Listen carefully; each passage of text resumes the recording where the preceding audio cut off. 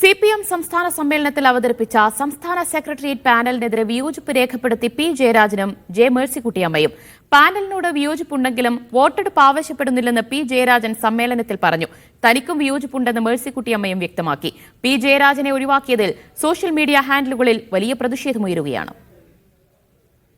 P ജയരാജനെ സംസ്ഥാന സെക്രട്ടേറിയറ്റിൽ ഇത്തവണയെങ്കിലും പരിഗണിക്കുമെന്നാണ് വിലയിരുത്തപ്പെട്ടിരുന്നത്. എന്നാൽ കണ്ണൂരിൽ നിന്ന് ജില്ലാ സെക്രട്ടറി MV ജയരാജനെയാണ് സംസ്ഥാന സെക്രട്ടേറിയറ്റിലേക്ക് സംസ്ഥാന സമ്മേളനം തീരുമാനിച്ചത്. തനിക്കുള്ള വിയോജിപ്പ് സംസ്ഥാന സമ്മേളനത്തിൽ തന്നെ പി ജയരാജൻ രേഖപ്പെടുത്തിയെന്നാണ് ഇപ്പോൾ പുറത്തുവരുന്ന വിവരം. ഇന്നലെ സംസ്ഥാന സെക്രട്ടറി MV ഗോവിന്ദൻ സെക്രട്ടേറിയറ്റിന്റെ പാനൽ അവതരിപ്പിച്ചപ്പോൾ എഴുന്നേറ്റ് നിന്ന് തനിക്ക് ഈ പാനലിൽ വിയോജിപ്പുണ്ടെന്ന് പി ജയരാജൻ പറഞ്ഞു.